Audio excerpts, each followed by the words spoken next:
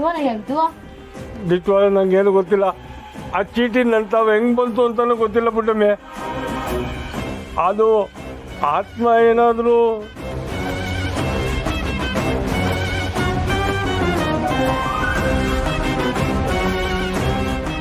ಪುಟಕೋ ನಿನ್ ಕಾಲಕ್ಕೆ ಬೀಳ್ತೀನಿ, ಕ್ಷಮಿಸ್ಬಿಡು. ಗೊತ್ತಿಲ್ಲ ಅಂತ ತಪ್ಪು ಮಾಡ್ಬಿಟ್ಟಿರ್ತೀನಿ. ದಯವಿಟ್ಟು ಮನ್ಸಿಗೆ ಹಾಕೋಬೇಡ.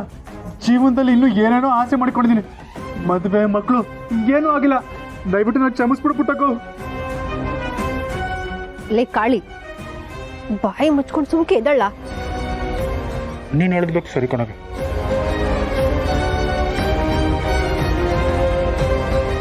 ಅವತ್ತು ಡಿ ಸಿ ಆಫೀಸ್ನಾಗ ಪತ್ರ ಬರ್ದಿಕ್ಕೆ ಹೋಗಿದ್ಲು. ಇವತ್ತು ಅವ್ರ ಅಪ್ಪನ ಹತ್ರನೇ ಪತ್ರ ಬರ್ದಿಕ್ಕೆ ಹೋಗೋಳೆ. ಹಾಗಂದ್ರೆ ಇವತ್ತು ಸ್ನೇಹ ಎಲ್ಲರಿಗೂ ಕಾಣಿಸ್ಕೊಂತಾಳೆ.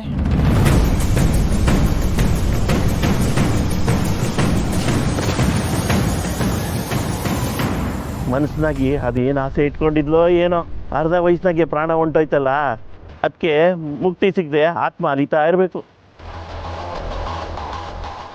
ಇರಿ ಯೋನಿದೆಲ್ಲ ಈಟ್ ದಿನ ಬರೀ ಅವ್ರು ಹಂಗೆ ಮಾಡಿದ್ರು ಹಿಂಗೆ ಮಾಡಿದ್ರು ಅಂತ ಬೇರೆಯವ್ರ ಬಾಯಿನಾಗೆ ಕೇಳ್ತಿದ್ದೆ. ಇವತ್ತು ಅವರೇ ಬರ್ತೀನಂತ ಪತ್ರ ಬರೆದವರಲ್ಲ, ಆಗಲಿ ನಮ್ಮವರೇ ಬರ್ತಾರ ಅಂತ ನಾನು ನೋಡೇ ಬಿಡ್ತೀನಿ.